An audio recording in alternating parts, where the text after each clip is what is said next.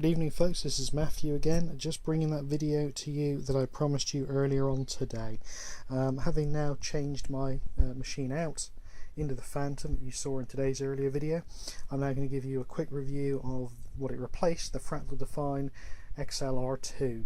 Now I've owned this case for quite some time now, so it's not factory pristine, but it's still a very nice case, still quite clean, in excellent condition really. So this is still fairly representative of what you'd buy if you picked one up from one of your e-tailers. So just some information really about the case generally speaking. This is a case that's designed primarily for silence and not for performance, make no mistakes about that. Case itself comes pre-populated with 3 fans. There are 2 at the front, one in front of each of the 4 hard drive bays. Each of these slides can take a hard drive or an SSD. You can fit 8 in here. Fans themselves are 140mm Fractal Define fans, so they're quite nice fans as well. Also comes with the possibility to mount an additional fan here, 2 additional fans up here, which also allows obviously scope for water cooling.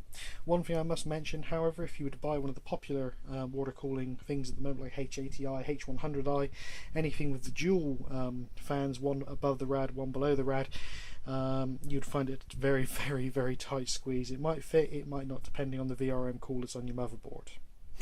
Then at the top of the back here, this is where the 5¼ inches go.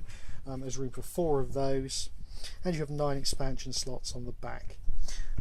Rubber grommets, you have 4, 3 big ones down here, a smaller one here, and there's the 4th large one just there.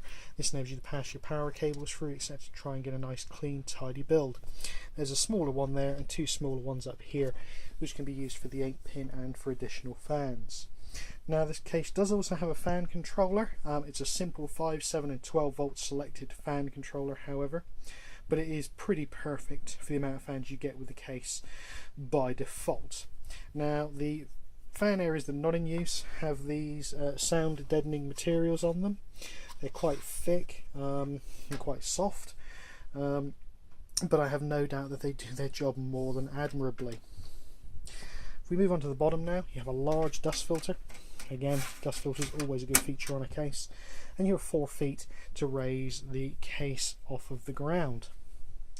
So we've pretty much seen what's inside the case now, so I'm just going to stand them up, get you a look at the top. So there's the top where you can see the 2 140mm fan mounts. Here's your I/O for your case. So you have headphone, microphone, a reset button, a power button, 2 USB 3s and 2 USB 2s. Not a brilliant selection of I/O, but there certainly are far worse on the market.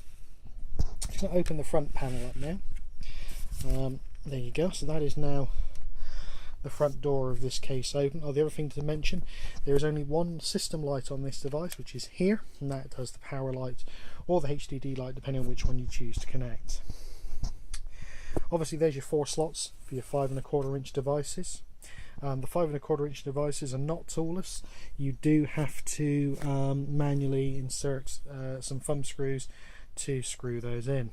Now moving down to the front, there's an openable door which is on a catch, and in there you can see the dust filters in front of the fans, which do a very good job, it does have to be said, of keeping dust out of the case. Now up here we'll move to the one thing I don't like about this case in a big way. You can just about make that out, and that is the 5, 7 and 12 volt fan switch selection. Now that in itself is not a bad value added proposition. Not every case comes with a fan controller, but for my money, if you're going to implement a fan controller, you may as well do it right. Most people are not going to have these sorts of cases up on their desks anymore, especially not with this size of device. They're going to be down by the side of the desk.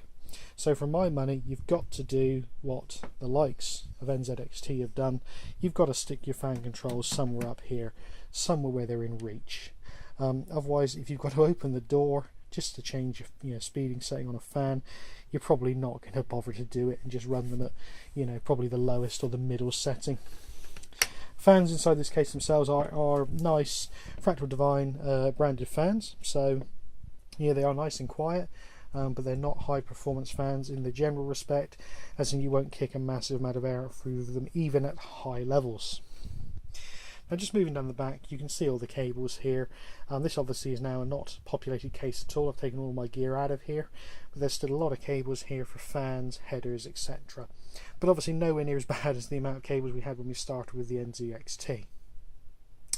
In terms of cable clearance, there's plenty of room behind the back panel here to enable good cable management, and there's plenty of little points where you can anchor it with a cable tie to really tidy things up, just like you can see has been done here.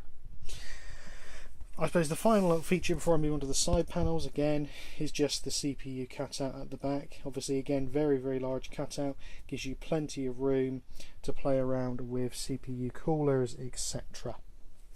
So just a quick look at the side panels now, and I think we'll call it a day on this one. This is the only side panel that's really of any interest. This is the side panel where your components will be based. As you can see here, lovely big thick pad again, which can be removed and would then allow you to install an additional 120 or 140 mil fan.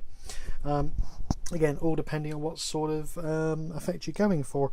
If you're going for a real high performance, high airflow case, you could remove that and then pop a fan on the side to try and make up the difference. In reality, this is not what I consider to be a high airflow case. It simply is not designed that way. Even with very powerful fans, you just simply cannot get the airflow across the case due to its dimensions. So I would not necessarily be thinking that that is what this would be designed for. It's more for somebody that wants a nice quiet case that they can have sat that looks quite, you know, unobtrusive as well. It's not flashy and gamey like some people's cases are. So that's pretty much my mini review of the Fractal Define XLR2. Any questions or comments, please leave them below as always. If not, please hit like and subscribe to my channel. Thank you very much.